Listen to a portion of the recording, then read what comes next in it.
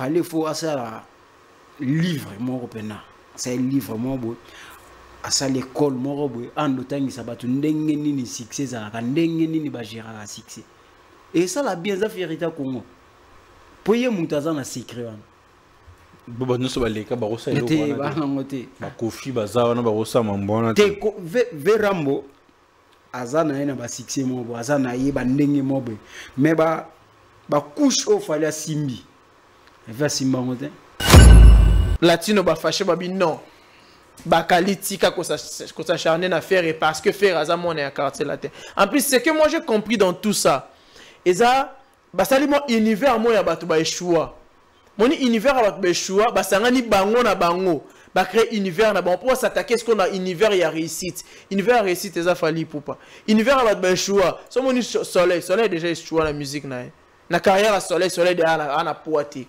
Kofi aujourd'hui, quand on parle d'aujourd'hui, Kofi c'est un échec. Banda album né légende, album né c'est Bimana Simaya, album à bord et comme si je me trompe pas. Au moment que album à Kofi Nyo faisait échec, ba Mouswamba. Et puis bah ça dit que Kiga ba Mouswamba pour s'attaquer na Fali Poupa. Ndi ba na Mouswamba. Et Kiga ba Mouswamba ba zora tête. C'est nyonso. Ba komi na vision wana. Lelo musique ya biso et kozala lisu na cité. Est-ce que vous voyez qu'il fallait à Abunda, na Ivoirien, na Nigérien, na Tanzanien. Si vous avez en Tanzanie, vous avez Mbosso Bazali, Diamond Baza, Zuchu Baza. Si vous avez en Côte d'Ivoire, vous avez Bazaza Mobile. Si vous avez en Nigeria, vous avez Bazaza Bele. Si vous avez en Congo, vous avez Agaïmo. Tout le monde a Marambamba. Tu n'as pas Zaga ignorant. Non, il a vendu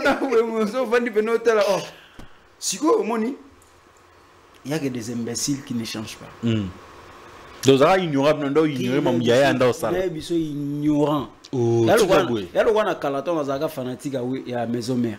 Si on a eu la musique à Jibi, on a dit, mettons la colis, on a eu la musique à Jibi. Mais 20 ans dans sa canne, on a biso. Les longs à la CP, pour Bazongi, quand fallait pour parler que non.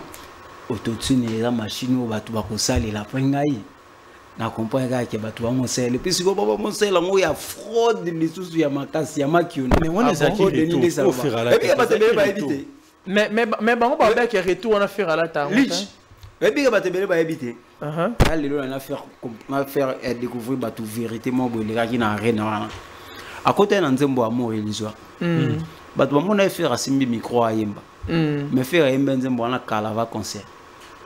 Ah bon? Donc, à ça, les playback. Au moins, il est entré en ils ont playback. Ayemba qui ont déjà na. Ils ont déjà enregistrement. Donc, ils ont Ayemba qui ont déjà na studio. Parce ont bacheli en lisusu. Ok. Dans celle qui a playback pour toi quand micro. Ah ouais, yango to mona hi alinga mécanicien bonne mo bachela qui DJ, bachela mo machine ça la molo mo kende mo ja. Makiono et les gars dans concert. Votre mot de la fin, vos dédicaces, on va finir. Mot de la fin, Vérambo, faites attention. Na terrain aspiratas, donc ils appellent na mukolo koli, miku ese lembi, AGKI, donc mi batela, lobio ki okufa malamu, bana na obazala bien ki okufa la maboka aspiratas. Pali pour payer une vision moussous aujourd'hui tout le monde est en train de faire ozala nani tout le monde est en train de faire comme Fali Poupa ozala mukolo on a 60 villes à la musique na Congo na mikolo na bana mike tout le monde fait du Fali aujourd'hui Sidi Diabaté a fait une chanson rumba à la Fali bon mon influence ya muto ana te na Afrique Fali Poupa il est très influence wana ye na ofinga te et na matana podium te ko boire que la mninga jeton non influence wana ye na travail.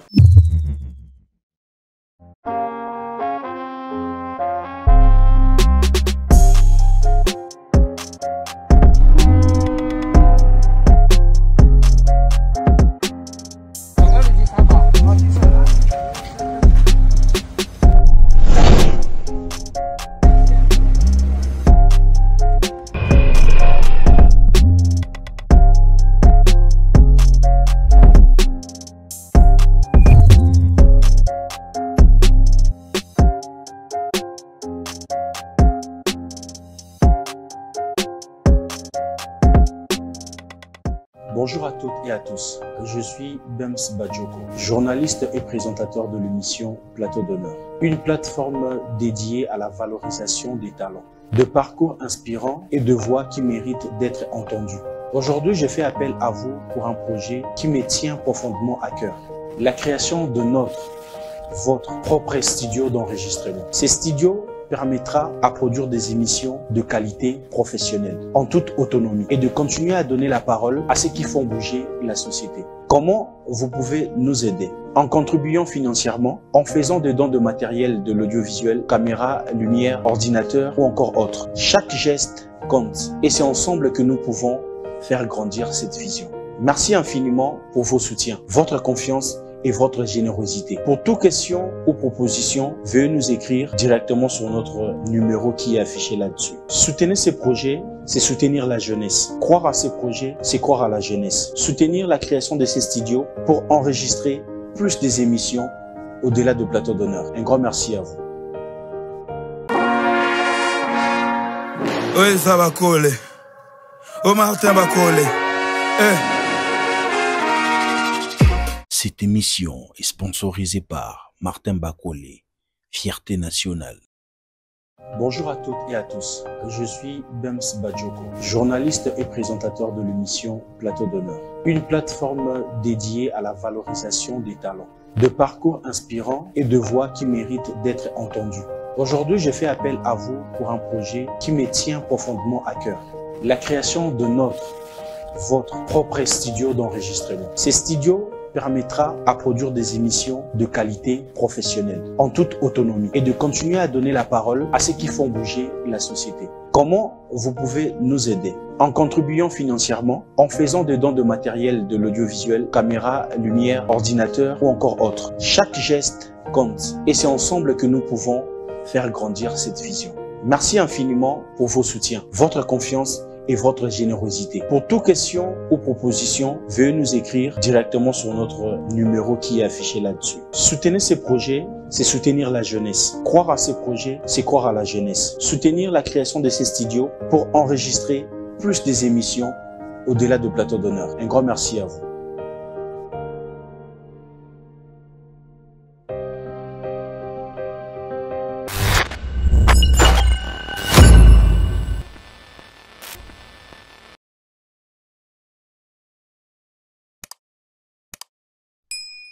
Très heureux de vous savoir nombreux, mesdames et messieurs. Vous êtes sur Plateau d'honneur avec cette émission Plateau Actu.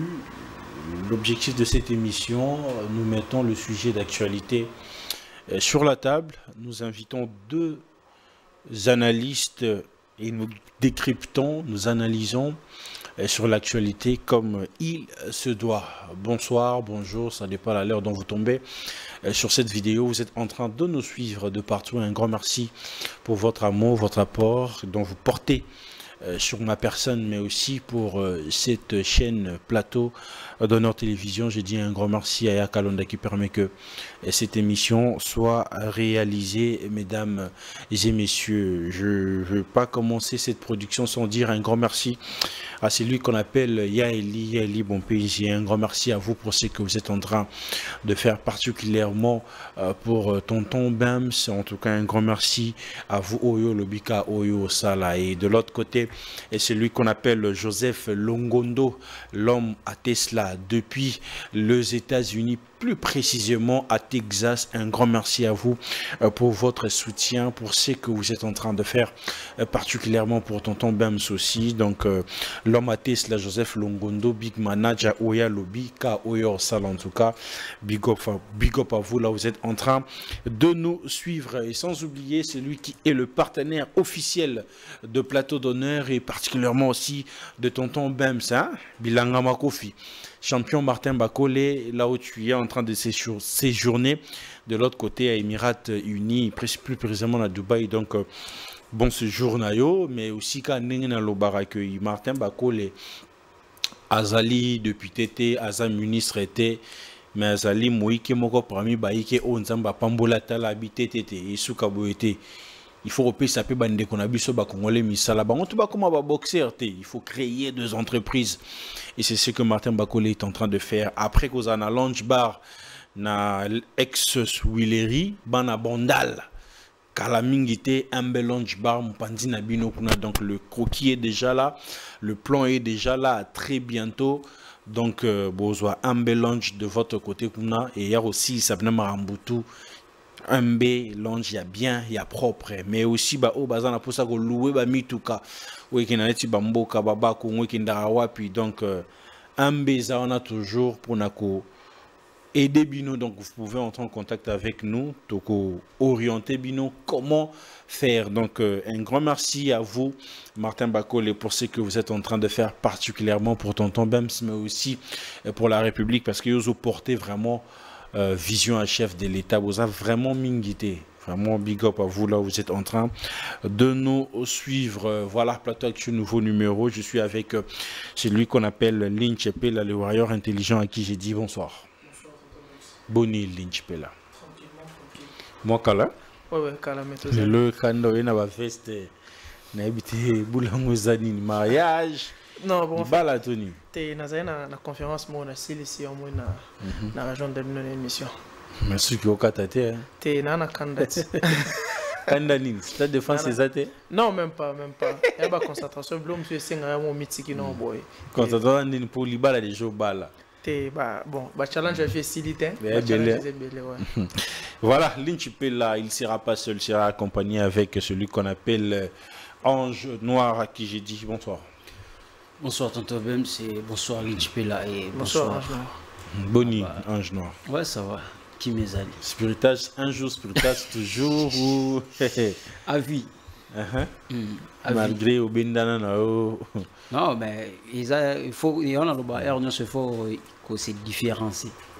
Donc, vous avez travailleur, vous avez fanatique. Donc, on a travaillé dans la team, mais dans la spiritas. Voilà, relation bien héritier. Très bien. Mais bon, mais moté. Collègue à spiritas tout. Mais bon, mais moté. Pas le manga. Place pas mes marins. Ouais. Ok, nous avons une compagnie d'hommes. Ah, l'île Visa. Avec l'île Visa. Té, ngala na okinde so musala et singana kinde donc avec Ibrator donc kalati to bouger tout ça mambo belé to kende zaka kuna batu bakende batu ba sala kuna donc batu ba sala musala wa yo sala n'est pas Ibrator ngasa wa mona musala Ibrator té vous confondez mambo to ya mona ke vena bisha lekana benga fali mo musana nzoka za collaborateur c'est pour tenga minua pour Ibrator déjà milika yaya nan ko tenga mandeli oh c'est pour milika yaya te liga ya ngala liga ya te ngana liga ya te omoni mais izaka je et l'engagement de la vie tout le monde est warrior. C'est sûr que tout le monde est warrior, il m'a posé à voir. Il y a une édition. Des hommes aux alatés côté. Les gars, ya. Vous les bien. Les gars, ya. C'est tout le bien. Non, le problème est que Koulia raté. Le problème est que soit matière où ils aient bien. Mon bela batou. Ba raté ma mbele parce que ba kende ko zo matière te ba luga ba sala ba featuring yango moniza ba kaya ba robin ba komi ba tela et bonga ka kende azo matière to yo ina ba robin wala problème na itundi et bonga ki azo matière moni ibra ana matière mais a kesiko yo et pas mutu oyo aza na matière ya succès ya musique congolaise. Les loboués, fallait faut ça livre mon repena, c'est livre mon beau, à ça l'école mon roboué, en d'autant que ça va tout n'engue ni succès ça, n'engue ni bagera à succès. Et ça la bien ça fait rita Congo. Pour y monter na secret. Boba nous sommes les cas barossa et l'eau. Ba ngote. Ba kofi baza na barossa mambona. Te verambo, azana ina ba succès mon beau, azana y ba n'engue mon beau, mais ba couche au fallait simbi et faire simba ngote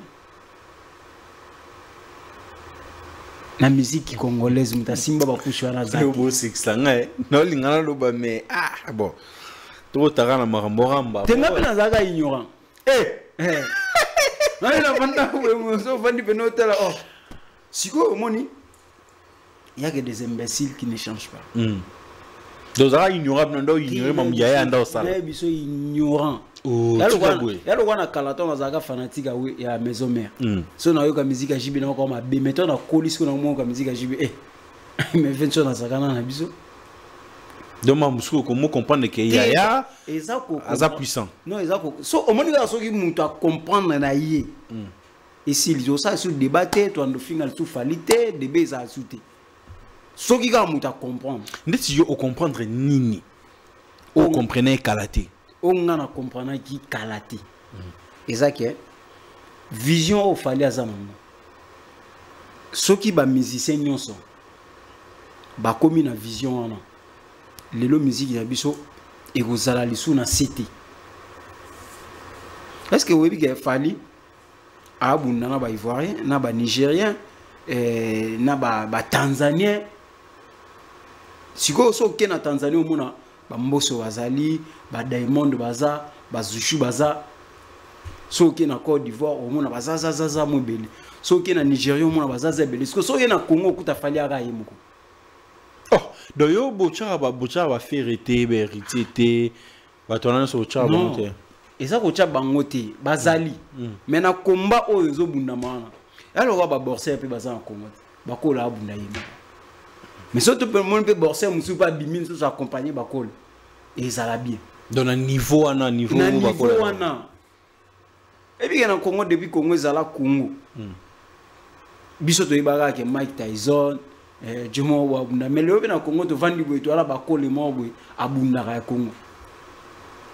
Et puis il y a fierté. Bien sûr. Si vous avez mis balé misato, c'est les mêmes. La musique n'a biso. Sauf que comme il y a un fali mi balé misato. Dernièrement, on a été au Hollande, on a sommes communiqué manga motru. Abil lelo fali ba on comparer kana batu bakufa. Aidor abi fali ba comparer kana batu bakufa. So wando chaka o te tabule alika ka me bato bazalelo. Pour ni ba lekedi. Mais pourquoi? Nanga to banda maman. Pourquoi fali bazo comparer na bateau baza présenté bateau à génération na été bateau bossa musique mais ba comparer kaso chika kumba fali bateau ah table écoute à salinde table été au franco au grand calais pourquoi? Réponse est simple et ça que pour aller qui bateau baza na bango ici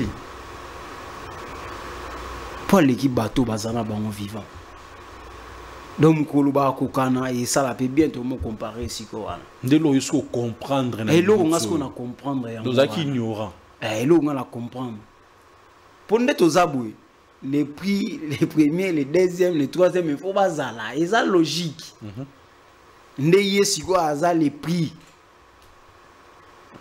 toi moi mais c'est peut-être soit tomboler musa soit tomboler musa puis va te belé bazai ba ignorant bautala ega jo penata en place aki ata mamba musa ye penza ye akina ko kusinga bataka ngaba bango photo ye natalana mawelisa et maintenant avec Ariel et Tiamoto tonto vandi na équipe R14 va faire comprendre ngai management ezanini kopa musique ezandeni na vandi boy na boule pe na totali be équipe totali balaki singa ndenge nini makambo ngo kindaka na tali pe na jo azai na réseau yango mon lilo na musique batu nyonso siko ba mosa makambo o fali asalaki na 2010 desi nini nde banane ba mosa on a 2025 to 24 mon mambo fala saki na 2010 batu ba moluka ba sa na 2025 desi mambo nini mais o kate nani jo nani muta bon fa nani faire o moluka faye Mbappé na français ou amour illusoire ce qui y me quoi ko expliquer moté il faut ko yekola so eza ko lo muto ko yekola mécanique na kimkolo et simbate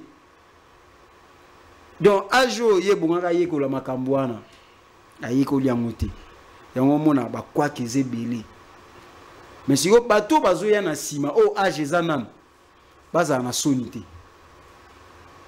balungula pena na soni ke teto yekula makambo fali ayekula na 2010 faut ba yekula pour lobby peso fali azate tout ça la moi relève moko bo e ko sala bien ba mikolo belé baza déjà ba age ki et comment bango passe pour no yekula ils appellent na batu misusu baza ki bana mikie e bonga ba yekula parce que tant on ba rater ko yekula likolo yo manquer fali tant ba kota siko ke ba ya pembeni so afalo mona ke simba sute au moins kaza mona muke na âge mais na musique akoli alembi ya lwa bakal wa ba inosbi aza mona muke na âge mais na musique akoli alembi posa sur na musique sute que on a bêta na 2026 na 2027 ça on le souhaite parce qu'il y a comprendre na retard les gens qui na batu ba comprendre musala ni na sala et ça on rien ça que le roi net so za journaliste so ko copier ataka musala malam obem ça que ça na le côté et ça la rien ils ont copié malam Lynch Pela n'habite au fond du pina kimia n'habite dans matière tous aux très contents au monde qui Ange Noir à se convertir à comprendre à zoni na vérité to na réalité ba dire na inano sur ma mignon sur le bio en avant to kota na sujet na biso. Bon, je savais qu'un jour Isabo, moi personnellement oui, parce que Ange Noir c'est un intello en fait. Qu'un jour langage est comme bon changer les discours pour parler du bien parce que Ange Noir a compris en fait qui est Fally. Il a compris la grandeur de Fally pour dans la musique africaine, plutôt que dans la musique congolaise, parce que Fally est en train de donner des leçons à artistes et missions aujourd'hui ébélés. On va comprendre des games, on va comprendre des carrières, on va comprendre des business, on va comprendre comment chercher l'argent. Alors le mot très important, il faut faire ça la livre. Livre on a fallu ça les livres et comment réussir dans la vie. Peut-être Ange Noir amplifier ou bien té. Fallait comment réussir dans la vie. Et puis dans le livre, on a fallu comment expliquer tout, comment être patient dans la vie. Et pour réussir, il faut avoir quoi?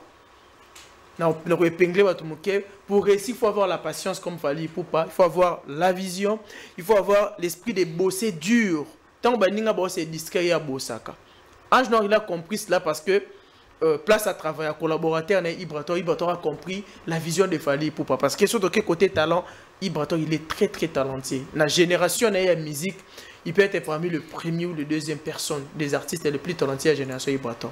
Et puis il a compris, il a un talent, mais non manqué. Babilogo est ça là qui a succès. Babilogo est ça là qui a franchir l'étape mususo oh non na mekate. Il a vite recouru chez Fally Ipupa pour Fally Ipupa payer Indoussa. Donc c'est Fally Ipupa qui a la clé de la musique congolaise aujourd'hui. Et puis, et le mot très important, Ndekonanga Ange Noir à lobby, Aïdor à lobby qui va comparer Fally na Batu Yakala. C'est tout à fait normal. C'est tout à fait normal parce que ce que Fally Ipupa est en train de réaliser, na Batu baza vivant, et na mutu mon côté à réaliser ce que Fally Ipupa est en train de réaliser. Fally Ipupa fait des choses tobo yango kapoto ba congolais. Au moins na Congo za kasolo ba bien mutu. Baromo Taxio, Warrior, Petit, Biso Bafinga, des fois, tout ça. Tandis que nous, tout ça, le réforme, il y a transmettre la vérité, pour comprendre comment est-ce que les choses évoluent. C'est qu'il fallait pour pas ça là. Et ça, on coûte la soma qui c'est la pure vérité, mais les gars, Ange Noir lobby, ignorant, vu que Bazaki ignorant, ils ont du mal à accepter que non, Fally Ipupa ça m'a bien. Le pauvre mon ango bien faut misango mabe. Et aujourd'hui on va retomber. Tout le monde a artiste agira déjà il y a longtemps quand on en français ta ça featuring. Il est en train de faire ce qu'il fallait avait fait il y a longtemps parce que Ange Noir lobby 2010. Maintenant on zongi c'est surtout en 2006 parce que Fally Ipupa ça la featuring nam Barbara Kanam 100% love et Arumbate. Azaïd a une vision, Fally Ipupa arrapa déjà na longitima.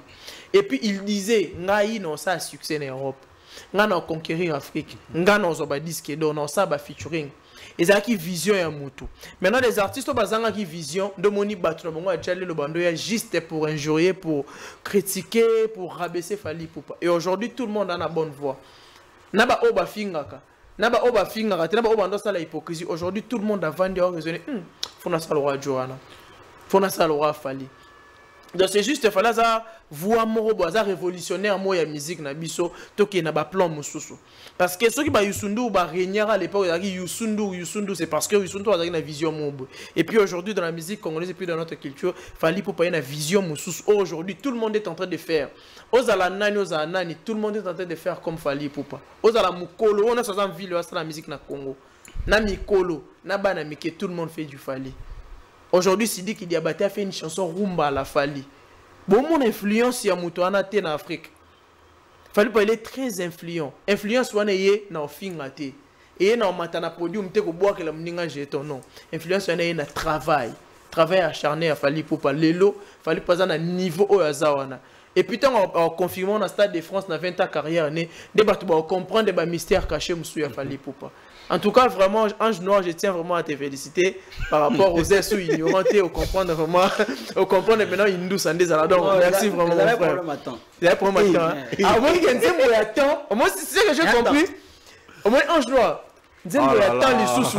Et tant pénal, je suis temps pour enseigner Ange Noir. Et puis, il y a mot, il fallait qu'il y ait des imbéciles qui ne changent pas d'avis. Il déjà. Et puis, il y a temps. C'est que moi, il fallait pour ça, les gens qui édifier Batou.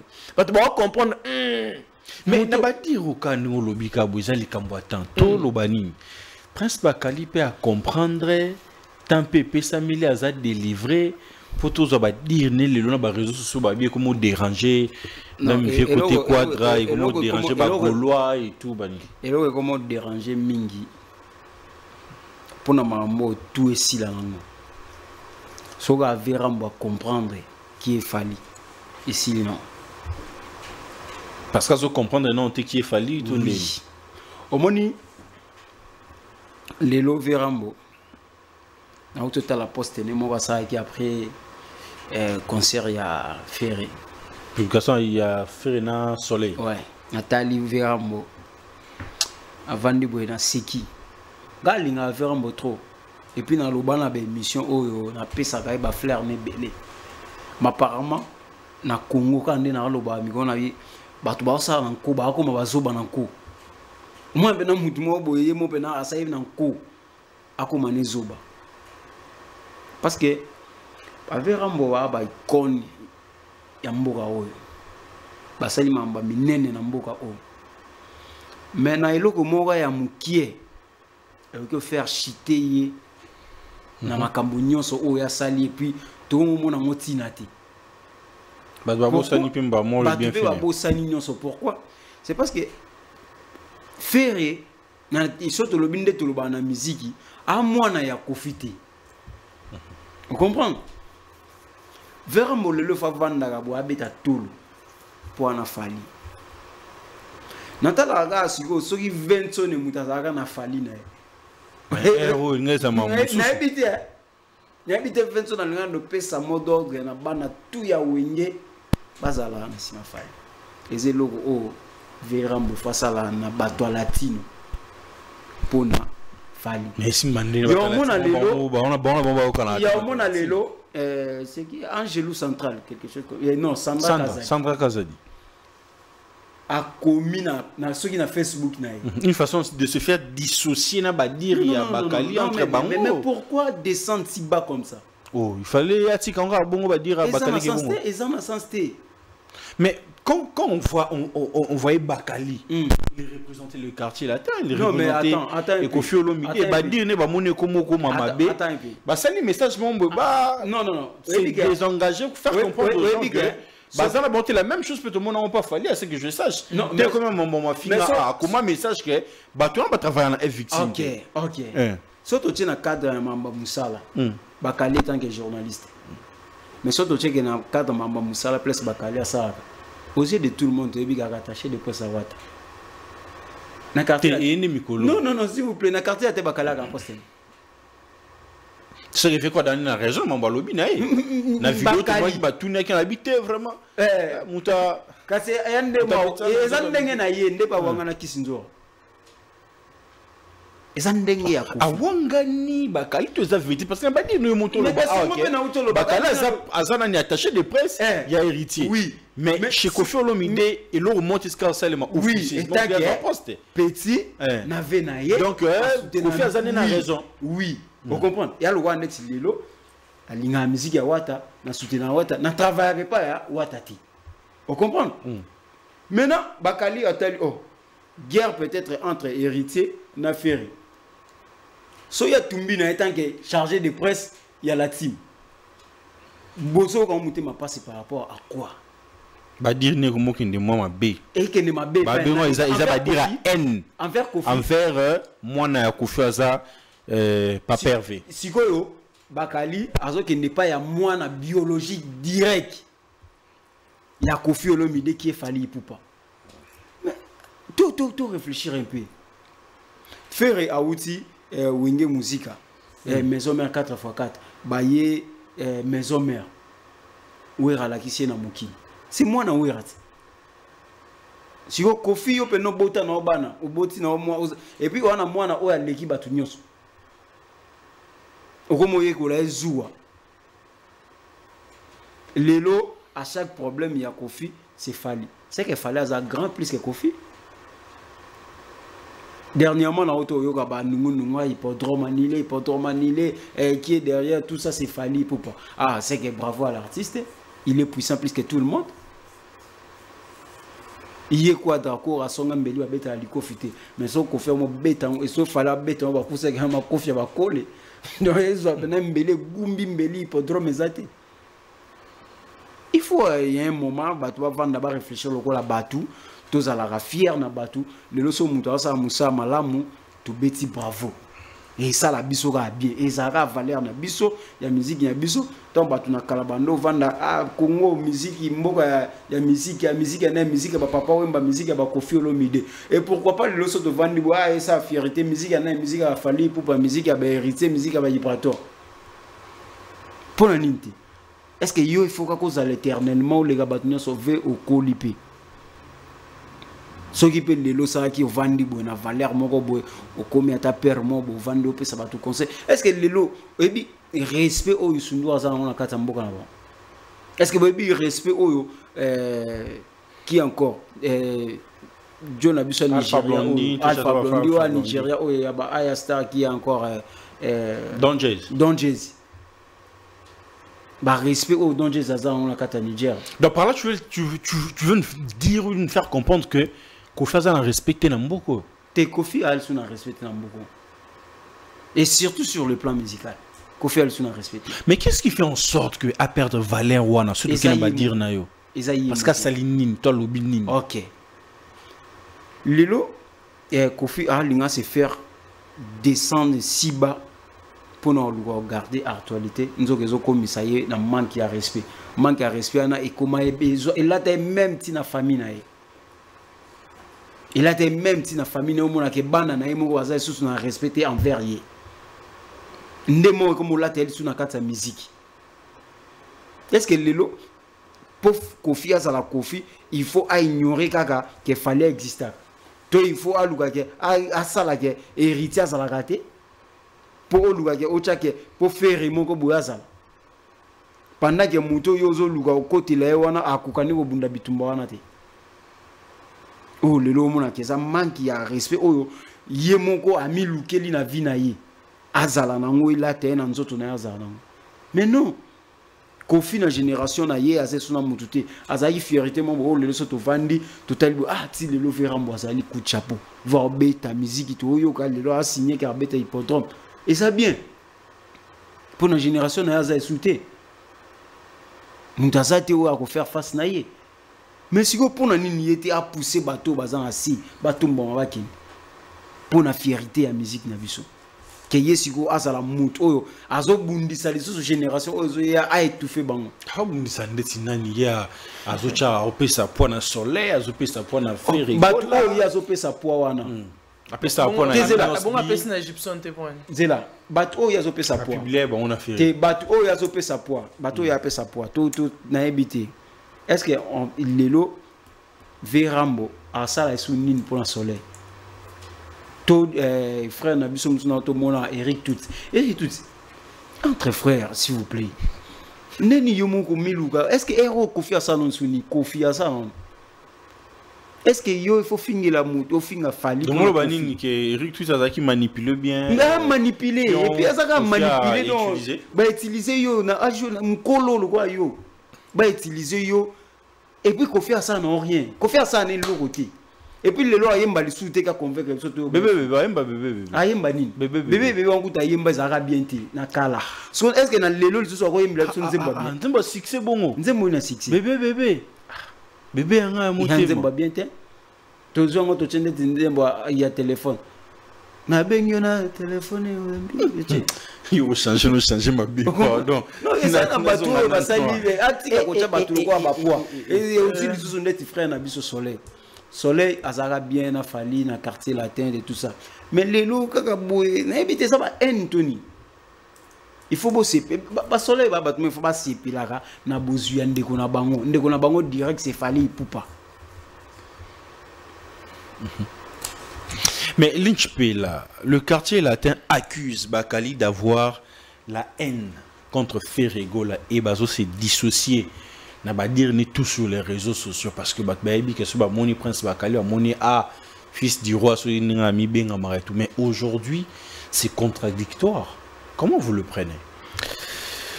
Wow, question est pertinente fort.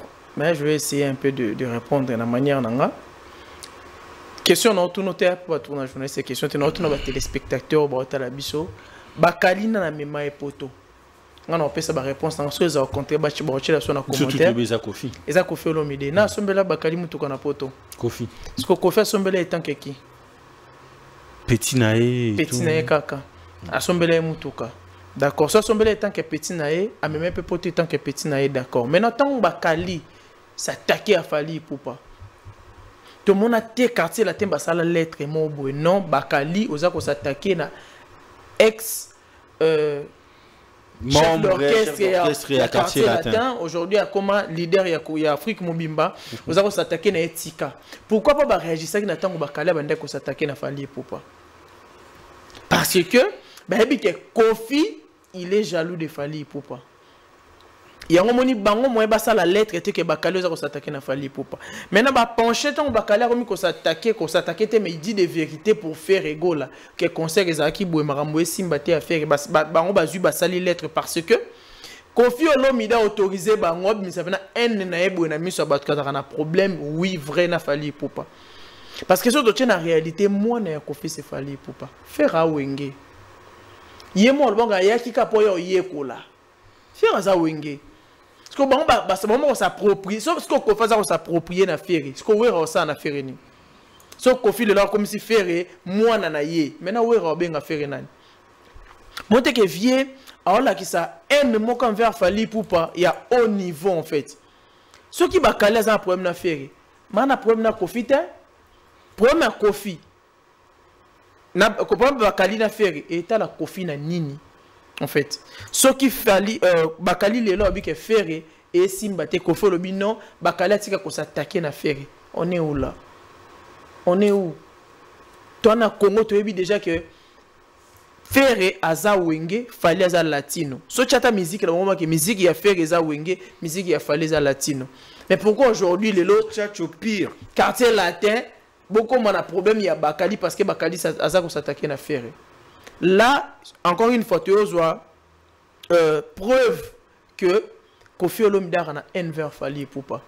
Parce que tout le monde a dit qu'on a belé. Kofi ça sale le robot Fali.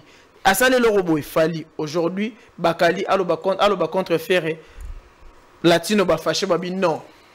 Bakali tika ko s'acharner na faire parce que faire azamon est à quartier latin. En plus, c'est que moi j'ai compris dans tout ça. Et ça basali mo univers mo ya batu ba échoua moni univers ya batu ba échoua basangani bango na bango ba créer univers na bon pour s'attaquer ce qu'on a univers ya réussite eza Fali Poupa univers ya batu ba échoua so moni soleil déjà échoua la musique na carrière à soleil de ana poati Kofi aujourd'hui quand on parle d'aujourd'hui Kofi c'est un échec banda album né légende album né c'est bima na sima ya album à bord ezanga comme si je me trompe pas au moment que album a Kofi Nyo faisait échec ba Muswamba et puis ça dit que Ekira ba Muswamba pour s'attaquer na Fali Poupa ndi ba na Muswamba Ekira ba Muswamba ba zora tête ba Muswamba tamako kilo ba Muswamba maintenant ça dit que Ekira ba Muswamba pour s'attaquer na mutu moko bon soleil aloko kilo to ebit en plus ça suivre na photo ya demi Muswamba donc soleil et ferré à postango pas pesa courage na concert ya ferré allez-y comprendre là où vient Abisso mais na bêtise mais tous na ba vidéo vient sur ya kala alo ba bolamu ya fala ba fala leki Congo mobimba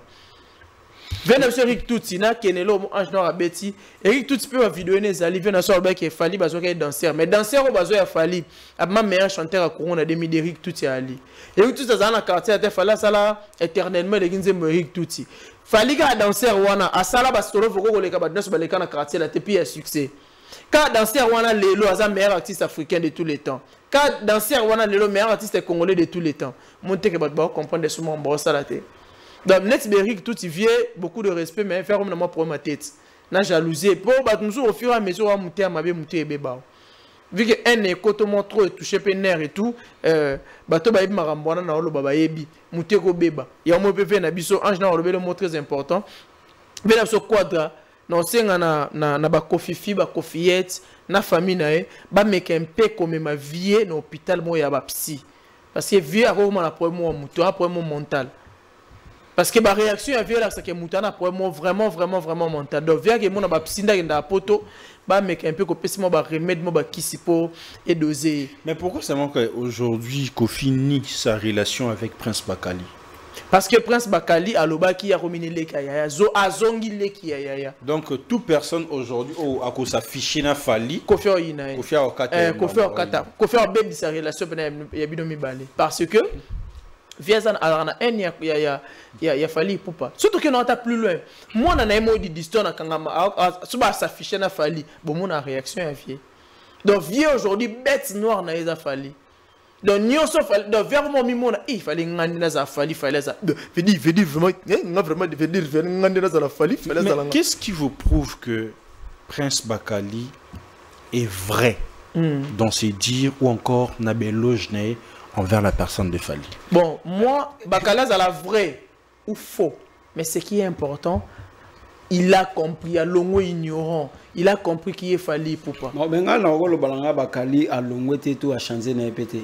Bakali va bien gagner. Mon roi. Mon roi, Prince Bakali. Alobi gazali qui ya. Dès qu'il y a. Kasi ba papa mo, ba na famille. Ah, comment ça y a d'ailleurs, ouais? Papa la bombe a reconnu non, papa la reconnaît Yaya te papa ça ba N pour mutinyo so kamara na Yaya kantai teza N N Pro Max pour Bakali azanega les Yaya mwana roi. Ouais. Mais le rôle d'un journaliste, c'est de récolter l'information, de traiter l'information et puis de diffuser l'information. Pourquoi? Bah vérité au en fait vérité au sur la place publique et à Karaso Babé na koto parce que sur lundi dire à Prince Bakali un bon moment ici ça c'est vraiment acharné sur la personne de Fali pour faire des éloges à Kofi et puis à quoi ça à faire rigoler. Mais aujourd'hui et comique oh non dire et comique au changer et l'oroni pesera bango pendant un moment na so ba comme un bon moment bazo pesa bango soutenir bango zonga la vérité. Bon, moi je crois que Bakali tombe ba embarquer na plateau ba embarquer non étant que journaliste. Des fois bazo comme analyste ou un invité simple. Malgré ça na casquette ou un journaliste, il ne présente pas des émissions tant à l'obabilo on est si peut-être il fait c'est direct, c'est live, on peut comprendre. Mais ce qui Bakali ba la vérité. Moni na Congo za raso mutalo ba vérité nde ba mone mabe. Tandis que Bakali a reconnaître que place dans Zaki n'a moi le coûte moins trop. Kuna nando sa be fort rebelle pour na kosa mais on en ça n'a fort kosa tout ce que je dirais c'est non la vérité parce que on ko c'est ça moi passé. Maintenant kuna ande ko souffrir, il faut Luka créer rubrique, il faut Luka traiter le mot ya le coûta monter pena mensonge mo pas le belon na télé. Mais bi que na ngamba fali a kosa ne mingité. Pour ça bi fali pas na disque d'or certifié et ça approuvé chez tout le monde. Fallu passer la trilogie dans un espace à 3 semaines et ça approuvé chez tout le monde. Fallu pas faire des pleins, il y a solo et ça approuvé chez tout le monde. Fallu pas faire la bonne musique et ça approuvé chez tout le monde. Mais par exemple, so babé t'es sur l'album Légende ya Koffi Olomide. Aïbeta 4e bon légende. Monte ga souffrir. So babé t'es sur l'album ya Ferry. Aïbeta 5e beauté. Monte ga souffrir. So tu as dinga baké il y a rien à faire ça par exemple le meilleur concert. Monte ga ça lokuta. Parce que image ezaki mabe, son eza mabe na salle batu ba bunda. Tu que tant bakale ko loba bongo ke asala ki planté par exemple.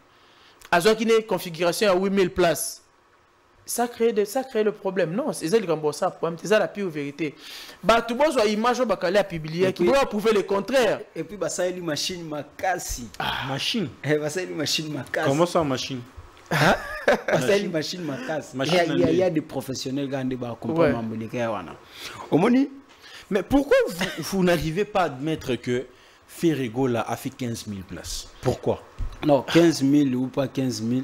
Les longs à la CPLIGA pour Bazongi, quand fallait pour parler que non, autotune et la machine ou batu bakosali la prengaï. Na comprend que batu va moncer. Et puis si vous pas moncer là, il y a fraude les sous il y a makasi, il y a makion. Mais on les a qui retour. Et puis ba tebele ba éviter. Mais bon ba ba que retour on a fait à la table. Et puis ba tebele ba éviter. Là les on a faire découvrir batu vérité mo bolé qui na arena. À côté na nzembo amour illusoire.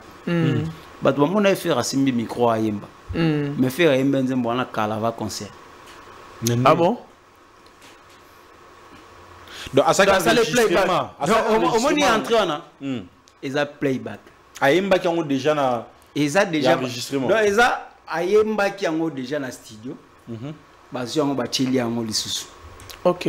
Dans celle qui a playback pour toi quand micro. Ah ouais, yango to mona hi alinga mekanzembo ni mo bachela ke DJ, bachela mo machine asa la molo mo ngende mo ja. Makiono les gars na concert wana. Donc mais faire abeta ba live le faire mo ça ba papa to tika. Te biso te bi ki yaza Jésus, yaza mo konza live. On nga na yebisi wana.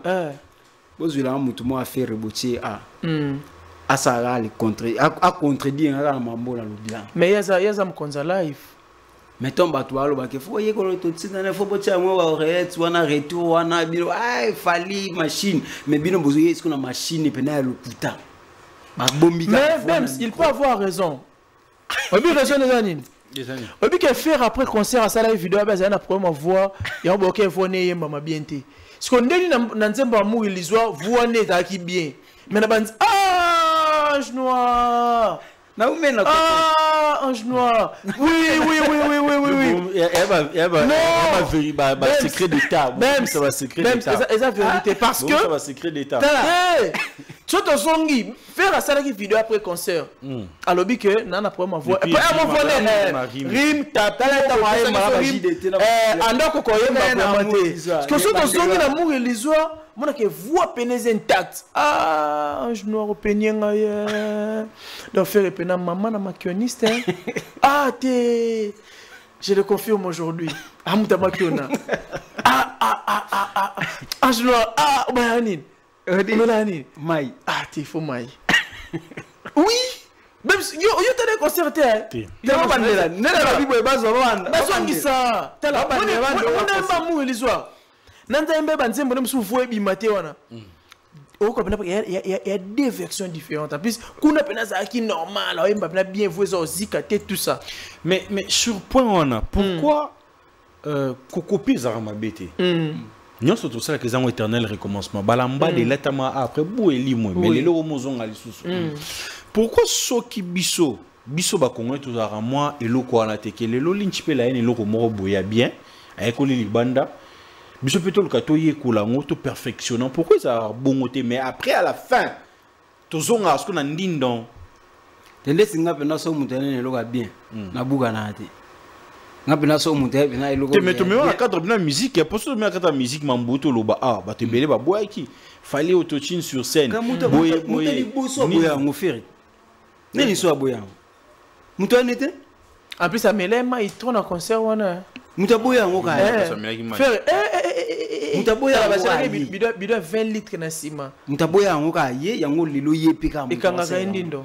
Non, le problème manéke ba tu vas faire la musique au beta lelo na musique au ba vena biso ba lita bembo ba beta ka ezande morte et puis mato ina biso lelo nde to yokela ezande morte na ba père na biso nde ba yoka la musique wana bien sûr ezaka la même musique guitare tout ça drum clavier mais et ba kisi mo ba performance mususu ezana katswane wana donc il faut to meka ko yekola ngoso ba yene loko to yekoli to yebiango ba yekoli to yebiango c'est comme ça nga lelo na zwaka tana ngai ovanda na mutu wa vibratoire na ndenge pena ya musique ya Congo vibratoire yebi ndule na ndenge ya osakanati ayebi ndulu osakana te donc so afandi pena bo ebisi pena ke tala bo eza lokwa nga leloti nga lelo na vanda epe boye na zaki to msuna yo ka musique nde ka musique mais lelo na koma na studio muta beti musique na yebise ke oh yango te fo beta boye sala boye yemba boye eza ndenge tozo yekola ndenge tozo fanda tozo yeba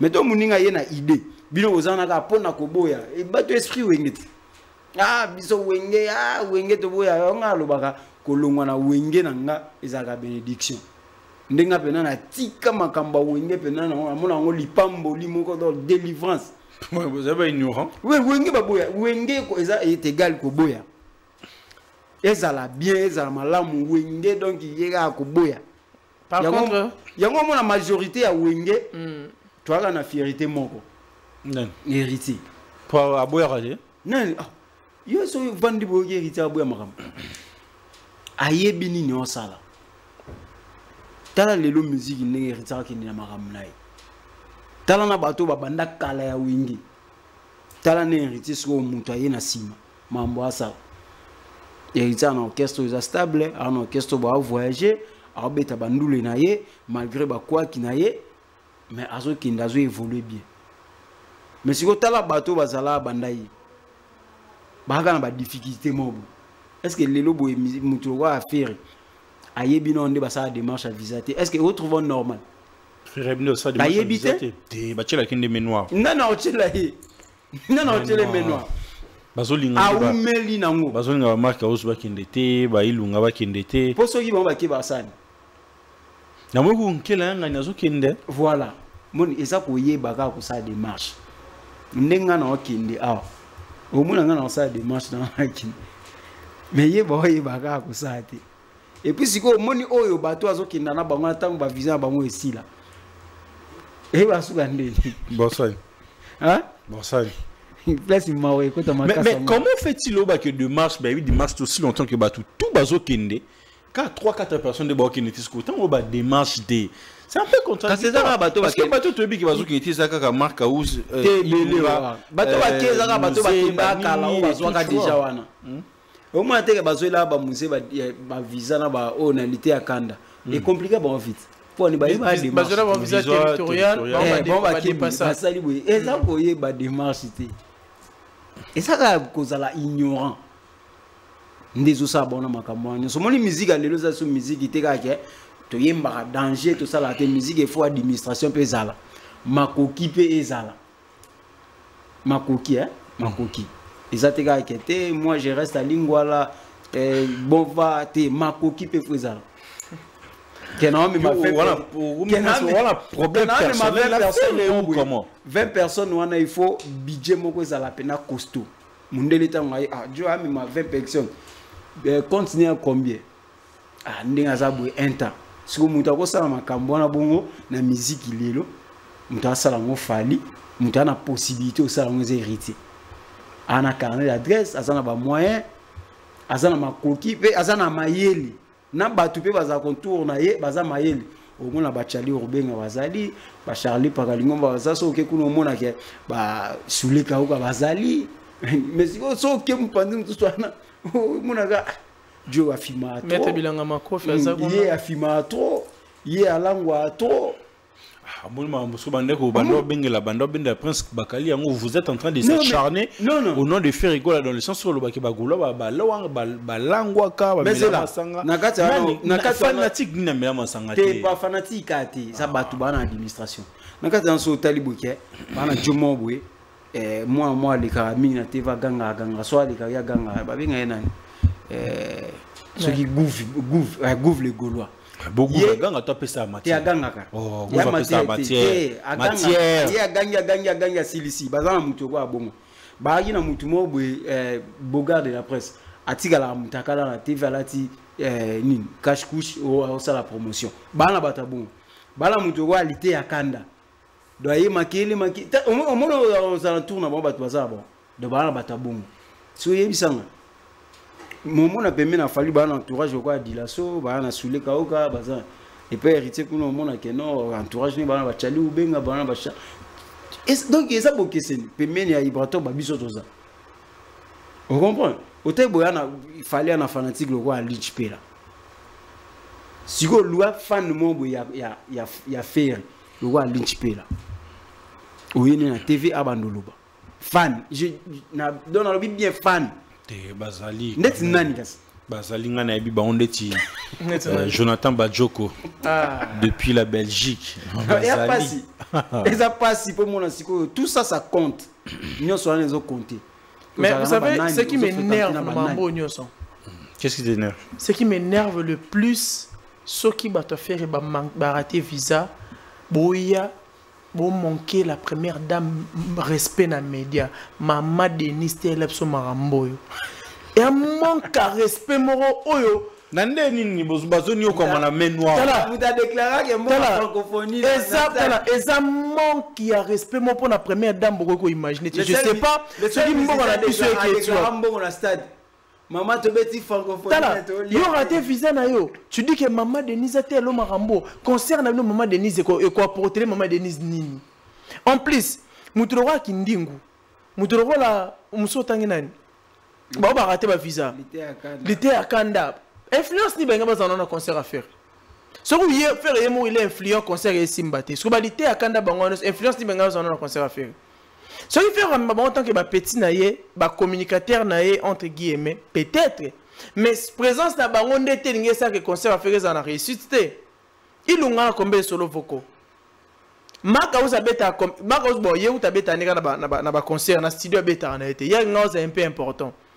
Ilunga aza net banze mo so ba yembe na nzeo moto ba yembe na concert yenjarina au vocal ilunga ezali alinga longa na bilamba bien tu vois maintenant au moins na place mabe ali maintenant ce que bango ba na makamboana ba ye ba konza mboka botere so mambo est-ce qu'il y a un sens ce qui ndeko mo akesenga visa net onga no to yebite par exemple Elizabeth Fall akesenga visa ba pimeli wana tepa ba konza mboka tena likambo on a dit non visa na yo. Peut-être démarche no ba document no eza réunité à la prochaine mais ko ça mambo la normale pour permettre que ba pesa visa. Mais bon ya bon manquer ba autorité amboka respect na télé pour yo mutumo kindingu ozu visa te. Tu te permets yo cha combo ya première dame mais ça manque à respect. Ça manque même ba chaîne no ba Alexa Bilo ko wana ke kindingu alobi ba cha combo ya ba autorité amboka. Ça se fait nulle part. D'abord, question sur Congo, ça n'a pas rapport à l'orchestre à faire. C'est la honte en fait. Et là, on venait déranger de plus. Il y a un batora, un comédien qui dit banani baraté visa, ba essayer là, on te pas quoi assister à un concert à faire. Bocha autorité, ba combat autorité na kat. Et puis même ça le mot très important. Qu'est-ce qui fait que l'artiste va quoi adopter leur muninga na ngote? C'est par un manque qui a vision, un manque qui a intelligence parce que ce ngai ange noir elinga deal moi mon cher. Mirolo peut-être pour ça l'entrepreneuriat il faut beaucoup étudier, il faut l'on a beaucoup entrepreneuriat. Nga ko bateke te nga na commerçant, nga ko na so kalanda te ka nguba na na ligne na na makila commerce na landa bako na biso. Et puis on a banda ko échouer na yo recourir pas ange noir. Mutamaye la zalara so ba lié likambo. Analyser asali yango mais na manière na yi. Bango na so ba ko utiliser autotune. Bango so ba ko yemba français mais même on peut na manière na yo. Et puis de basala rumba, tu na manière non, nesi botora na manière non c'est la rumba. Et tu sais, on a une manière de la rumba. Mais bisous, on va rumba. C'est de la même façon. Donc, il fallait pas une innovation. Autotune sur scène, tout ça, featuring, tu as une chanson un peu ouverte, beaucoup de critiquer. Il fallait être moins intelligent, analyser. Moi, je vais faire ça, mais la manière, on a affaire, non, ça, on met la manière. Aujourd'hui, tant que on a netisco, neti. Tu as soit vérité, que ça, n'est playback, na concert, mais vu qu'il y a professionnel, et bimina pour ça. Mais place ma bes que kangi ndindo le 8 bem ndindo e kangi donc dans senga na ba panzi sango boza rappela mutema so yambi journal yambi artiste et musicien moko alobaki a na janvier na mars a le ba w baza na courage ozongse na nzela ke te papa lobaki yo za a yo mela mai to mela ra whisky donc mela ra whisky. Alors, on a que ce mois est-ce qu'aujourd'hui peut-on dire que la guerre a été déclarée entre la Team Wata et le quartier latin de Koffi Olomide? En tant qu'expérience, je suis prêt. Guerre Isa, to guerre Zolingue s'est déclenchée. Si vous moto a ligne guerre Wanezala. Et là bien, n'est-ce pas ce que tu as minduga sika. Ni po Bakali. Non, même pas. Ça veut dire que dans la bande Mwasika, tu as un concert à Sika, tu as un mbongo à Sika, tu as une relation à Sika. Donc, si guerre rebandi pendant que quartier, est-ce que quartier latin et tu as un mélomane, bagation ba fanatique. Essaye d'être ici s'il te plaît Kalonda. Bah mélomane t'es comment ça? Tu bâti un ba mélomane, bagation ba fanatique. Quartier latin. Ouais. Non, quartier latin et tigala na ba mélomane. Mélomane ça veut dire que l'un peut là à se pela na nzemba kofi ayo ki ne ma fa na kofite. Afa na quartier latin. Donc au fond, il n'y a plus de fans. T'es Mendeni, est-ce que tu Kovanda ou Batwa Rosa fan à Cindy? Vous comprenez? Au Vandi Boy. Pas Cindy, Vandi, mon tout d'ailleurs, Jack Love, Balise, Bana Sigo, Bazo, Orchestre, Basal, Roi, Basal, Batigela. Yango mona ke hippodrome wana eza apineti matata batu bayota la Cindy to bayota quartier. Net na quartier la te bayota nani. Kofi si total est trop. Quartier la te composé de tout. De soleil, de Fali, de bourreau, de nani. Quartier la te koufa. Quartier la te koufa. VA c'est pour les gens qui mélomane, tout yaka. Mais si on a checké ça, na ba guerre, na ba mélomane. Tout le monde a na biso, tout zongi sigo na ba parler na biso non. Ba spiritas ba zongi, ba warrior ba zongi, ba na ba zongi sigo tout le monde tala. C'est bagola baza. Nani? Bagola baza, c'est belé mobu. Ba diminer biso soutenir. T'es pas mouké. Mais bagola sont ba biété borende. Non, bo yen chez Tunde na banet. Ouais. Quand il y a un concert na poto me batu ba bunda wana njili s'intéresse. Et banda bunda boni. Parce que bando filmer la place qui vide et les golo bazaki na salle ba linga te ba filmer côté ba place eza vide nde ba bundisa bato bazo filmer yango bitumbe zaki na salle et puis nga mso ezaki ke Jomo Bwende abanda ba eno abasenga so aboyi no etambola na kati tellement trop non ezaki place ba place ezaki tellement vide ba filmer tara ma photo ole ndule ya salle za na sur la parfum mais ndule so no Bakiro ils concernés Ange Noir ils sont concernés mais quartier la terre verra vous que na linga ko trop mais verra mboko luko ko tana terrain ya baspiritas te pour ça ko luka pena ko tana terrain eza terrain moko trop glissant. Oh, votre mot de la fin, vos dédications va finir. Mot de la fin, Vérambo, faites attention. Na terrain aspiratas, donc ils appellent na mukolo koli, miku ese lembi, AGKI, donc mi batela, lobby okufa malamu, banana obazala bien qui okufa la maboka aspiratas. On comprend. Peut-être Tom Soumambo fallait ça la caillou, fallait qu'il y a comme étant que père naïe musicalement. Mais ce que biso to zanga mawana. Tozanga pena mawana po ali to ke no mona boy tozio Cindy mo siko place liwano ezala donc fais gaffe mi batela au koli po o suduka pena boy Cindy na la team mbamo okufi on comprend donc mi batela zana respect na yo donc ça leur bien merci na Lichpela merci Lichpela merci na tonto Bem c'est merci na batutu balandinga ba warrior intelligent les contre-maîtres, donc les 21 tous ans Al de la Gombe, dans l'Institut française, donc avec Ibrator contre-maître, donc Boyawana, et tous ans Christian Lepire, donc même si bien Biga Zalana, pour un biso sur Bakoto, tout ça, la maman Maïli, le Zalana, la Pessimbote, Tatiana Iboula, Azolanda quelque part, et puis il y a Ben le Challenger, donc Ben le Challenger, Liboso Maï, Nassima Maï, donc il n'a pas tout Balinga Abisso, merci. Ah, Lichpela. Ah, je manque à dire, hein. Je manque à dire, mais un grand merci à Batnos Balandi Bisso aujourd'hui. Donc, dès que le propos tennis à langage que l'invité, donc mon commentaire kaka mon recadrer ah ouais Itali penanga Itali ni émission Itali ni Rambo donc mi batela ok pour la souka tokozwa Cindy. Oh là là. Donc voilà, merci tonton Bem pour l'invitation. Là, je profite à passer mes salutations à Gilles Bessengande Balondo depuis la Portugal, mon frère Balondo Gilles Nkoko. Donc pourquoi pas Naomi Bacharge na Brésil ya yangwana et puis Sandra Kitoko courage mutunanga Sandra Kitoko de longues jambes et ici na batna so balinganga moi mingi o balandanga na réseaux sociaux nanga nyoso donc on est ensemble pourquoi pas Arnaud Malango grand frère ya Ben Malango akaba les millionnaires en kilote Ben Malango et Kota Christian Boukassa les millionnaires pourquoi pas Maître Joël Mwamba Boyela Ben les challengers Ben les challengers donc na biso mutambo sika donc c'est que bon sika photo de yango Ben les challengers logo art ya solo hein tu as logo na plateau acti est logo OK Ben les challengers ya parce que na Baganda Tanzania Kenya Ben les challengers non c'est la bon on a champagne pour nous souhaiter joyeux anniversaire na Elle d'Apocalypse depuis Lubumbashi moi c'est moi ya tonda ya poids donc Elle d'Apocalypse Ben les challengers bon on a champagne et ça là bien pour na payer champagne merci vraiment encore une fois de plus tonton Bems pour l'invitation merci le propos tenu par l'invité ne concerne que l'invité. Yara Londa, Canal Plus Sport, Yom Toluke Marambo, Ngaïté. J'ai fini cette émission, mais je vais pas. Je profite plutôt de l'occasion pour faire de big up à celui qu'on appelle Jonathan Bolingui, là où tu es en train de nous suivre. Djogo. C'est un frère à moi.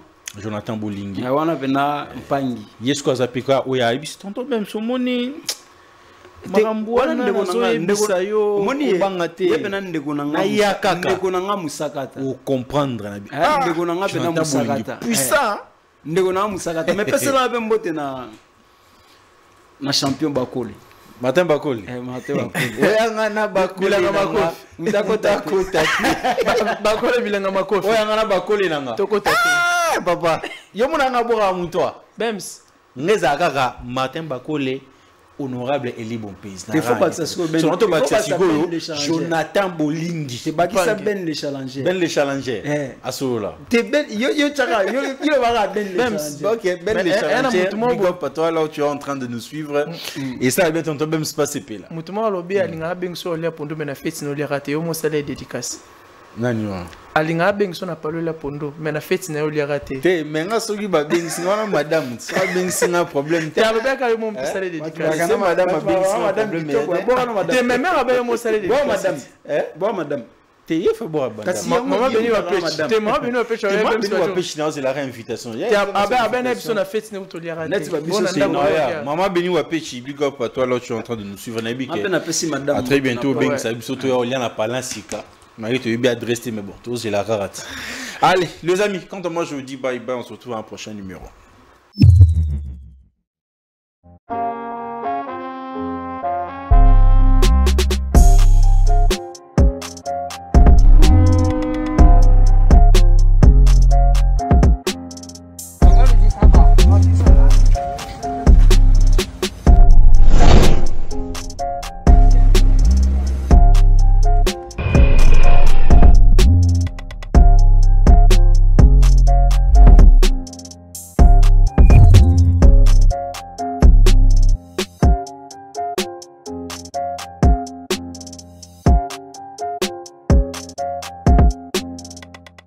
Bonjour à toutes et à tous, je suis Bems Badjoko, journaliste et présentateur de l'émission Plateau d'honneur, une plateforme dédiée à la valorisation des talents, de parcours inspirants et de voix qui méritent d'être entendues.